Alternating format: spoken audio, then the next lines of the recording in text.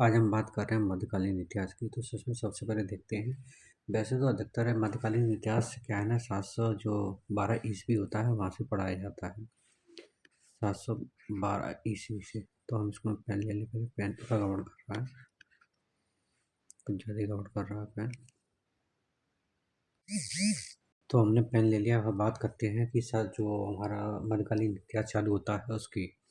तो मध्यकालीन इतिहास में हम देखते हैं कि क्या रहता है कि वैसे अधिकतर सारे जो भी व्यक्ति रहते हैं सब लोग कहते हैं कि मध्यकालीन इतिहास जो स्टार्ट होता है हमारा, वो 712 ईस्वी से स्टार्ट होता है, जब अरबों का आक्रमण हुआ था।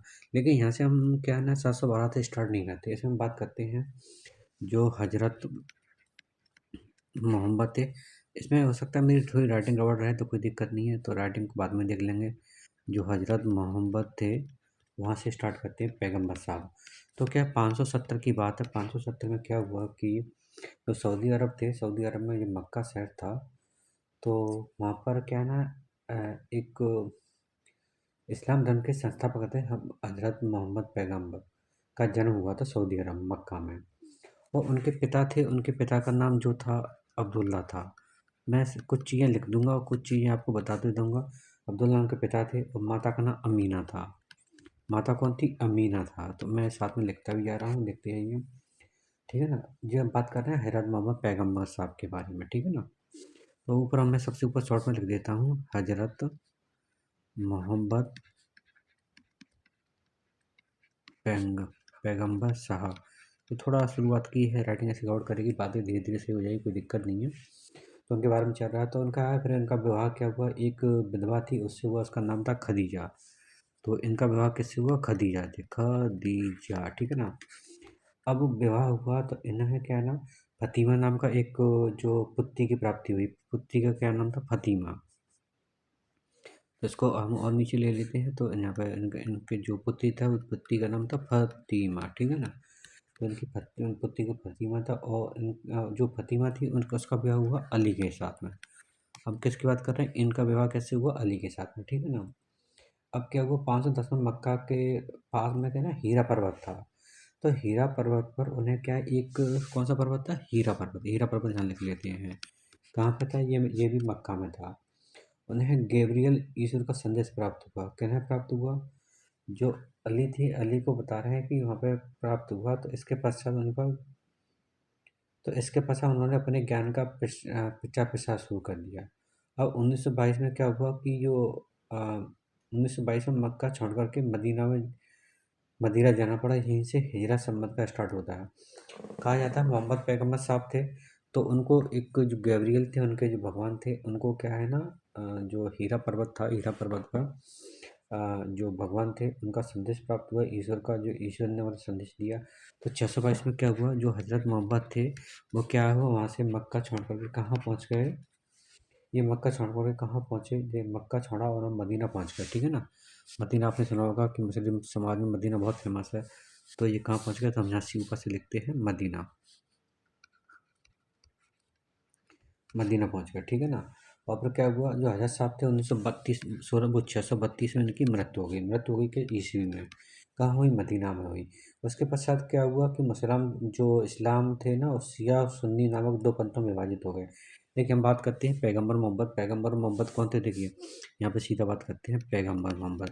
पैगंबर मोहम्मद की कब की बात कर रही है? हम बात कर रहे हैं 570 ईस्वी में। इनके जो माता थी अमीना थी, और पिता अब्दुल्ला थे। अब अब्दुल्ला यहाँ लिख देते हैं, अब्दुल्ला थे। इनकी एक पुत्री प्राप्त हुई। पुत्री जो पैगंबर मोहम्मद साहब थे, पैगंबर मोहम्मद साहब की एक पुत्री हुई। पुत्री का नाम था फतीमा। फतीमा की शादी हुई अली से। अब क्या हुआ, जो पैगंबर साहब थे, पैगंबर साहब को एक संदेश प्राप्त हुआ ईश्वर का, जिसको तो गैब्रियल थे। और गैब्रियल का संदेश कहाँ प्राप्त हुआ? इनका संदेश प्राप्त हुआ हीरा पर्वत पर, ठीक है ना। अब क्या हुआ, और संदेश का प्राप्त हुआ 610 ईस्वी में। 610 ईस्वी में संदेश प्राप्त हुआ। इसके बाद में क्या हुआ, 622 में जो पैगंबर मोहम्मद साहब थे, तो 622 में क्या हुआ, इन्होंने मक्का छोड़ कर के कहाँ चले गए? मदीना चले गए रहने के लिए। और मदीना में क्या हुआ, 632 में इनकी मृत्यु हो गई। और जैसे ये मक्का से मदीना जाते हैं तो वहाँ पे हजरत संबंध की शुरुआत हो जाती है, ठीक है ना। ये हमें याद रखना है। इनकी मृत्यु के पश्चात जैसे कि हम बात करते हैं, चाहे जैन धर्म हो चाहे कोई और धर्म हो, तो सभी धर्मों में क्या हुआ कि अलग अलग में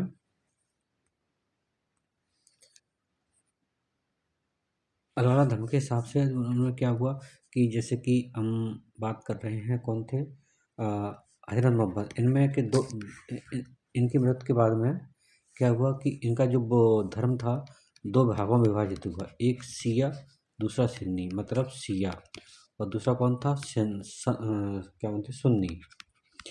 जैसे कि चाहे जैन धर्म बोल दें वो दिगंबर और पैगंबर हो गया था, और बौद्ध धर्म बोल दें हीनयान महायान में हो गया था, इसका इनका भी हो गया था।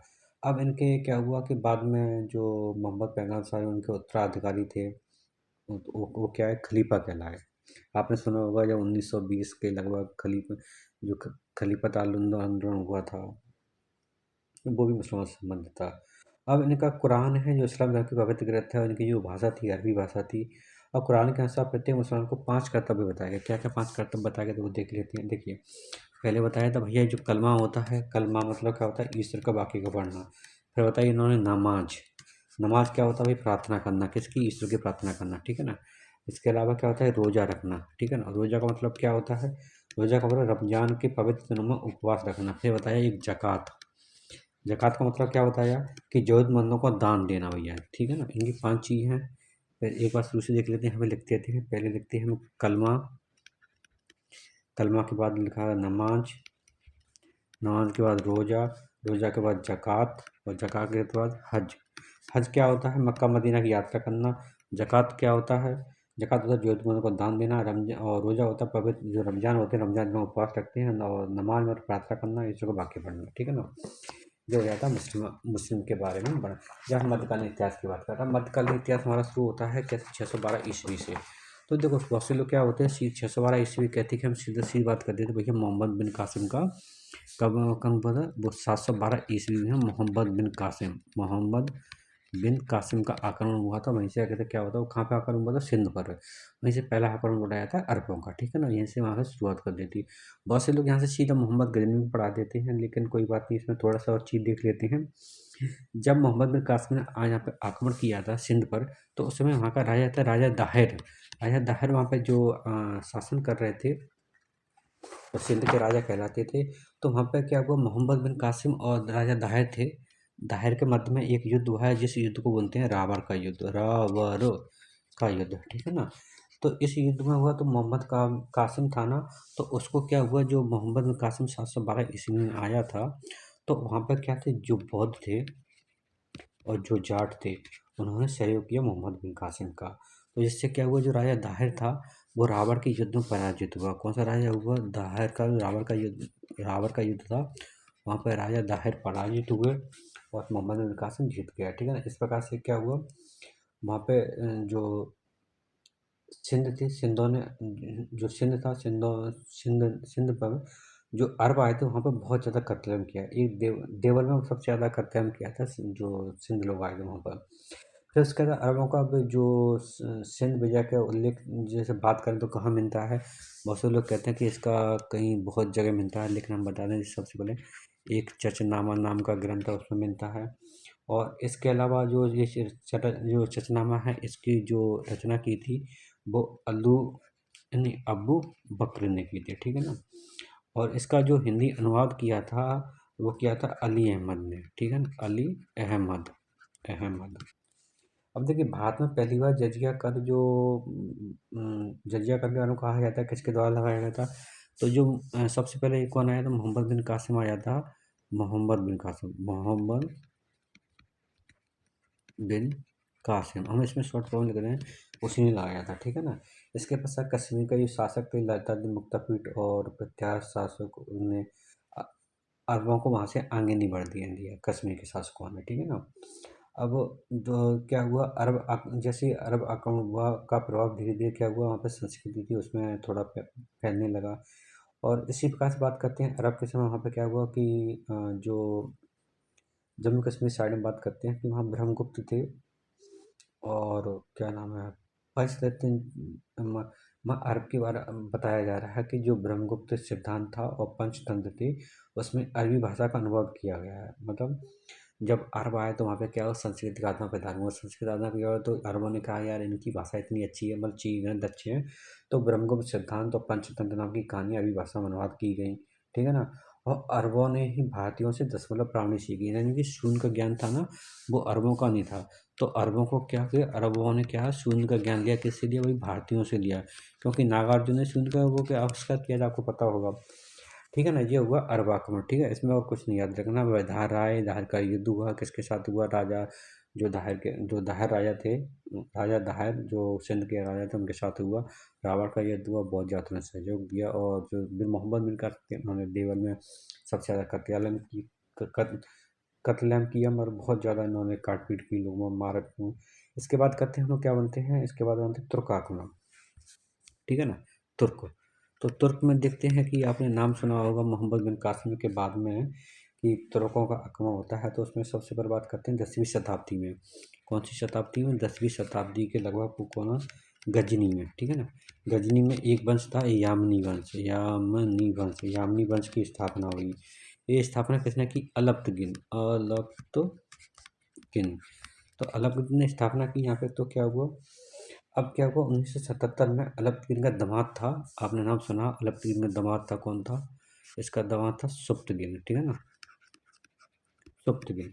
तो सुप्तगिन को क्या है कि गजनी की गद्दी मिली, गजनी गद्दी बैठने पर सुप्तगिन ने क्या किया, भारत पर आक्रमण करने वाला प्रथम तुर्क कहते हैं कि भैया इसने, यही था जिसने जैसे कि आप देखो, अलप्तगिन का दामाद जमाना सुप्तगिन। तो इसने आक्रमण किया। तो इसने सबसे पहले आक्रमण किया, कोई एक शासक था, हिंदूशाही शासक। उस शासक का नाम था जयपाल। जयपाल, ठीक है ना। और ये शासक कौन सा, हिंदूशाही शासक था। इस पर आक्रमण किया इसने। तो आक्रमण किया, तो इसको पराजित कर दिया जयपाल को। ठीक है ना, इसके पश्चात क्या हुआ, सप्तगिन ने 998 ईस्वी में जो सप्तगिन का पुत्र था मोहम्मद गजनवी, वो शासक बना। देखो, सप्तगिन आया, उसने क्या जयपाल को पराजित किया। फिर जयपाल के सप्तगिन के पश्चात देखो, इसको मिटाकर फिर अच्छे से देखते हैं। सबसे पहले बात करते हैं हम अलप्तगिन। अलप्तगिन, ठीक है ना। अलप्तगिन का इसका दामाद कौन है, सुबुक्त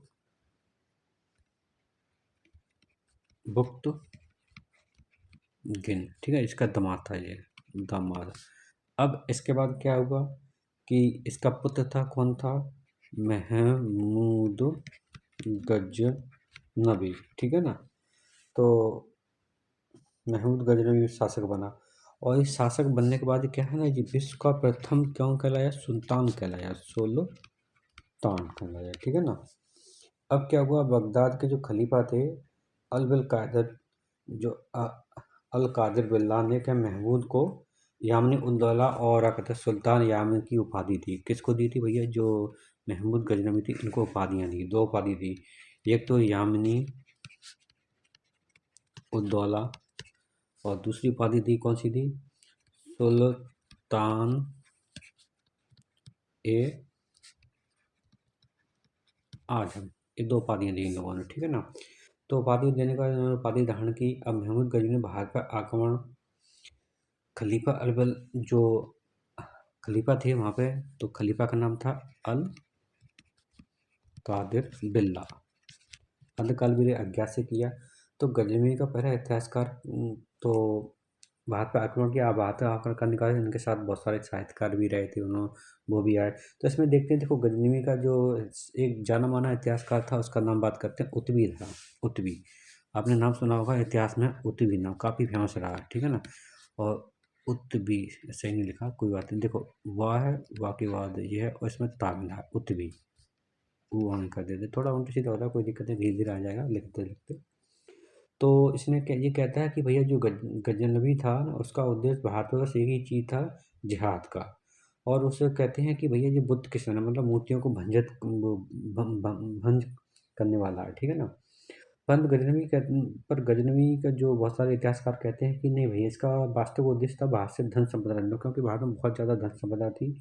तो इसने क्या है कि कहते हैं कि इसने 1000 से लेकर के 1027 तक भारत पर आक्रमण किए। कितने आक्रमण किए, 17। ये किसने बताया है, ये इलियट ने बताया, इलियट महोदय ने बताया कि भारत पर इसने 17 आक्रमण किए थे। ठीक है ना। और भैया इसने पहला आक्रमण पूछा जाता भैया किसके खिलाफ किया था, इसने पहला आक्रमण हिंदूशाही राजा था जयपाल, जयपाल के खिलाफ किया। फिर इसके बाद इसका दूसरा आक्रमण होता है। तो इसको हम मिटा देते हैं और फिर दोबारा से फिर चलते हैं ऊपर से ही। तो इसका पहला आक्रमण जापान के खिलाफ हो गया जो कि 1000 ईस्वी में हुआ था। फिर इसके अलावा 1002 में आक्रमण हुआ तो जो कि जापान के खिलाफ किया गया था, इसे पेशावर का युद्ध बोलते हैं। फिर इसके जापान ने क्या किया, इसी युद्ध में जो 2000 का युद्ध 1002 में आए थे तो जापान ने आत्महत्या कर ली अपनी, तो मर गया था, आत्महत्या कर गया। इसके बाद बताते हैं इम्पोर्टेंट पॉइंट पढ़ते हैं। 108वां जो आक्रमण हुआ था वो हुआ था किसमें, जो जापाल का पुत्र था आनंदपाल, आनंद या ना आएगा, आनंदपाल के खिलाफ हुआ। और इसे बेदही का या भटिंडा का युद्ध बोलते हैं, जो यहाँ पे हुआ था बेदही, या फिर भटिंडा का युद्ध बोलते हैं इसको, ठीक है ना। इसमें पराजित हो गया। और इसी दौरान क्या हुआ कि नगरकोट को भी लूटा, किसने लूटा, भैया जापान ने। कहाँ पे, इसी युद्ध के दौरान, भटिंडा या फिर विदेही युद्ध के दौरान। और 108 के समय, 108 में जो एक हम बात कर रहे हैं सन 1108 की बात, ठीक है ना। उसके बाद करते हैं 1014 में, 1014 की बात करते हैं। तो 1014 में क्या हुआ कि नौवा आक्रमण हुआ। नौवा आक्रमण कहाँ पर हुआ, थानेश्वर में, थानेश्वर में किया। थानेश्वर में आक्रमण किया तो वहाँ पे क्या, एक चक्रा स्वामी मंदिर था। कौन सा स्वामी था, चक्रा स्वामी। तो चक्रा स्वामी मंदिर को लूटा उन लोगों ने।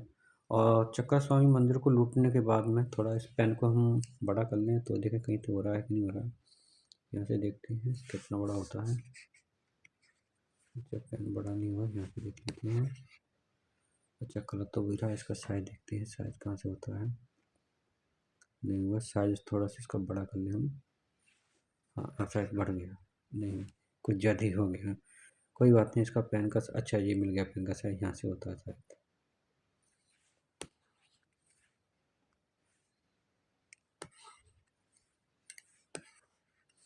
चलो बढ़ गया पेन का साइज।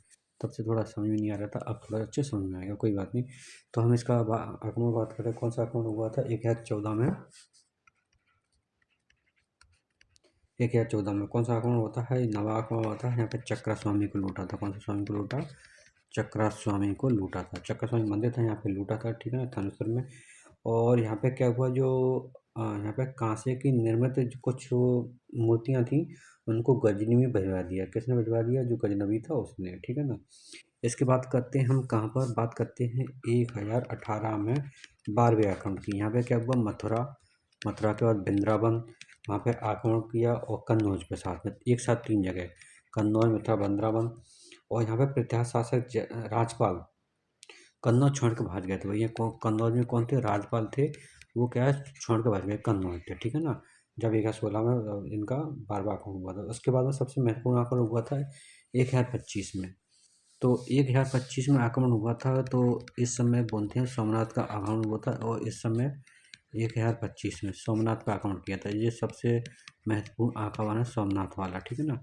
और यहाँ पे क्या हुआ कि एक शासक थे भीम, भीम प्रथम, यहाँ पे शासन कर रहे थे। तो उस समय इन्होंने आक्रमण किया। तो कहा जाता है कि ये काफ़ी धन दौलत यहाँ से लूट के ले गए थे। और वहाँ पे जो बहुत सारे पुजारी थे उनको मारपीट की थी, मतलब मार दिया था उनका। और इनका ये अंतिम आक्रमण बताया गया था 1027, वो 1025 वाला, 1025 में ये 16वां आक्रमण था, ठीक है ना। इसके अलावा इनका 17वां आक्रमण हुआ था, सबसे लास्ट वाला बोलते हैं कि 17वां आक्रमण कब किया गया था, 1027 में। और अंतिम आक्रमण था इस सिंध के जाटों के खिलाफ किया गया था। क्यों किया था सिंध के जाटों के खिलाफ, क्या हुआ कि जब ये 1025 में जब यहाँ से ये सोना चांदी लूट के ले जा रहे थे, तो क्या हुआ, सिंध के जाटों ने पता पड़ गया कि भैया इनके पास में कुछ सोना चांदी है। तो उन्होंने रास्ता पूछा गजनवी जाने का, तो उन्होंने क्या किया, राजस्थान के लिए बोल दिया कि आप इधर से जाइएगा। तो जैसे वो इधर से गए तो वहाँ पे आकर तो उन लोगों को पता चल गया कि इन लोगों ने हमें गलत रास्ता बता दिया है। तो फिर वहाँ से बचने के निकलने के चक्कर में वहाँ वो जैसे तैसे वहाँ तक पहुँचे। लेकिन फिर उन्होंने इसका बदला लेने के लिए गजनवी ने इन सिंधों के जाटों को बहुत बुरी तरह से मारा।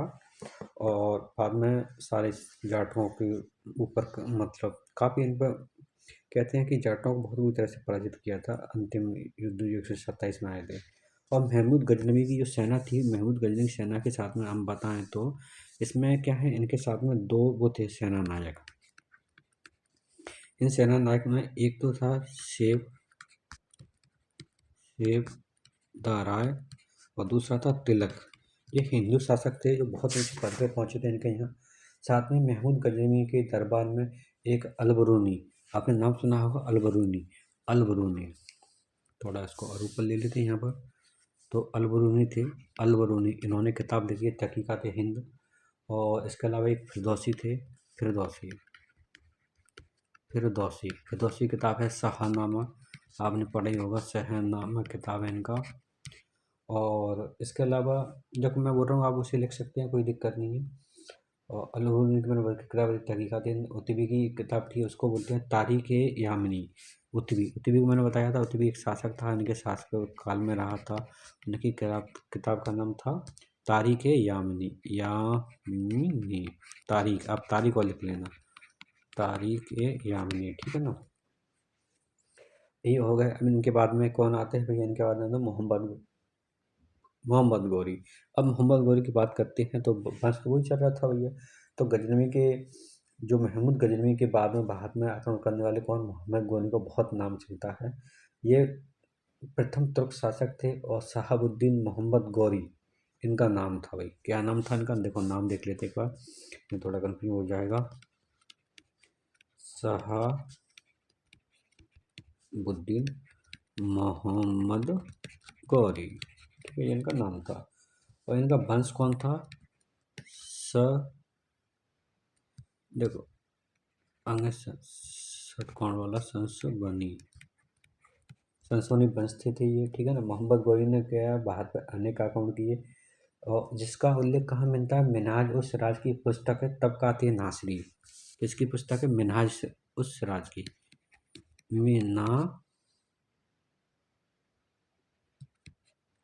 मिनहाज उस सिराज की पुस्तक है, ठीक है ना, उनकी पुस्तक है। थोड़ा लिखने में कंफ्यूज हो रहा है, कोई दिक्कत नहीं, धीरे धीरे आ जाएगी गलत। मिनहाज उस सिराज की पुस्तक है, तबकात नासरी में इनका वर्णन मिलता है, ठीक है ना।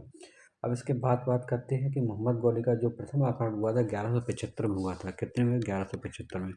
लेकिन जब क्या हुआ, यहाँ पे बताते हैं कि मुल्तान में आक्रमण किया तो यहाँ पे शायद विजय नहीं हो पाए थे, हार गए थे। तो फिर उन्होंने क्या किया कि 1175 के बाद में ये 1100, मतलब थोड़ा क्या सही लिखने, फिर से लिखते हैं, 87 ईस्वी में, मतलब 1178 में इन्होंने आक्रमण किया। और ये आक्रमण कहाँ पे किया इन्होंने, दूसरा आक्रमण क्या था इनका, गुजरात पे किया, जहाँ पे क्या है, भीमदेव द्वितीय थे, वो यहाँ पे शासन कर रहे थे। कोई कोई इनको मूलराज द्वितीय भी कहता है। और यहाँ पे क्या है ना, ये यहाँ पे जीत रहा है, कहते हैं कि यहाँ पे इनकी माँ थी, वो यहाँ पे शासन कर रही थी, तो इनको हरा दिया था। उनको नायका नाम आता है, कहते हैं कि भीमदेव संरक्षक के रूप में काम कर रही थी वो यहाँ पे, और इनका नाम नायका है यहाँ पे। और ये कौन सा वंश, जो गुजरात के शासक थे, यहाँ पे ये पराजित हो गए थे। फिर 1991 में क्या हुआ कि इनका एक और आक्रमण होता है भारत में 1991 में। यहाँ पर क्या हुआ, ये तराइन का प्रथम युद्ध नाम से जाना जाता है। और यहाँ पर पृथ्वी गौरी चौहान थे, उनके साथ युद्ध हुआ, लेकिन पृथ्वीराज चौहान जीत गए। फिर 1192 में फिर दोबारा से तराइन का द्वितीय युद्ध होता है, और यहाँ पे पृथ्वीराज चौहान के साथ में इनका युद्ध हुआ, तो पृथ्वीराज चौहान हार गए, और कहते हैं कि युद्ध में उनको मार दिया। लेकिन कई किंवदंतियों के अनुसार वो यहाँ पे नहीं मारे गए, कहीं दूसरी जगह मारे गए, ठीक है। अब इसके बात करते हैं कि हम 1194 की, तो 1194 का चंदावर का युद्ध हुआ था। किसका हुआ, चंदावर का युद्ध हुआ था। चंदावर के युद्ध में क्या हुआ कि जो गौरी थे, गौरी की जीत हुई, और वहाँ पर जो शासक थे, गहरवाल शासक जयचंद, जयचंद को पराजित किया, ठीक है ना। तो अब इनके बाद में हम बात करते हैं, जयचंद पराजित करने के बाद मोहम्मद गौरी ने क्या, चले गए, कहाँ से चले गए, भारत से। लेकिन इनके पास कुछ क्षेत्र थे, उन्होंने जीते थे, तो उनको क्या किया, जो उनके गुलाम थे, मोहम्मद गौरी के गुलाम थे, उन गुलामों में बांट दिया। कैसे बांट दिया, कोई कहता भैया 3 भागों में बांटा, कोई कहता है कि 1 भागों में बांटा। देखो दिल्ली के लिए तो कुतुबुद्दीन ऐबक को जो जगह मिली थी, इसके अलावा कहते हैं कि जो अ, एक शासक और रहते बख्तियार खिलजी, उनको भी कुछ चीज़ मिली थी, लेकिन कोई बात नहीं। लेकिन कहते हैं कि 1205 में जब ये मोहम्मद गौरी वहाँ लौट रहे थे, कहाँ पे, अपने घर के लिए जो गजनी बुनते हैं, गजन जो भी उनका। तो वहाँ पे क्या हुआ कि इन्होंने जो खोखरों को दबाने के लिए पुनः भारत आए थे 1205 में, मतलब लौट गए थे उसके बाद फिर आए थे। तो मोहम्मद गौरी को क्या हुआ, जो खोखर थे खोखरों को बहुत बुरी तरह से मारा, उन्होंने मारा गौरी ने। तो क्या हुआ कि इसका बदला ले, लेकिन खोखरों ने क्या किया कि एक जगह ये कहते हैं कि यहाँ पर मोहम्मद गौरी की अपने घर के लिए वापस जा रहे थे, 1206 की बात है। तो खोखरों ने उनकी हत्या कर दी। कहते हैं कि वो नमाज पढ़ रहे थे, नमाज के समय उनकी हत्या की गई थी काफ़ी बुरी तरह से। अब गौरी की मृत्यु के बाद उसके जो गुलाम थे कुतुबुद्दीन ऐबक, 1206 में गुलाम वंश की स्थापना की जाती है। उसके बाद गुलाम वंश आ जाता है, 1206 की बात करते हैं। 1206 के से स्टार्ट होता है गुलाम वंश, जो गुलाम वंश 1206 से लेकर के 1290 तक चलता है। हालांकि इसके जो गुलाम वंश में के बाद में फिर खिलजी वंश, तुगलक वंश, सैयद वंश और लोधी वंश आते हैं। तो हम सबसे पहले गुलाम वंश की बात करेंगे। गुलाम वंश में सबसे पहले हम कुतुबुद्दीन ऐबक को पढ़ेंगे, और गुलाम वंश को ही मामूलक वंश कहते हैं। मामूलक वंश क्योंकि ये गुलाम वंश से संबंधित, इसलिए मामूलक वंश कहा जाता है। देखते हैं कितना हो गया 26 मिनट। ठीक है, आज के लिए इतने ही। बाकी फिर कभी जैसे कि हम दूसरा पार्ट में स्टार्ट करेंगे, जो कि और इसके अलावा कुछ और इसमें मिला हो तो अभी तो फिलहाल में कुछ नहीं है। कोई अच्छी चीज़ मिलती है तो मैं इसमें ज़रूर बताऊंगा कहीं से ढूंढ ढांड के। मोहम्मद गौरी के 3 युद्ध आपको याद रखना, वो सबसे बेस्ट है, और उनकी हत्या कर दी गई थी 1206 में, सबसे बढ़िया है, पूछे लिया जाता है कभी कभार। तो आज के लिए इतना ही।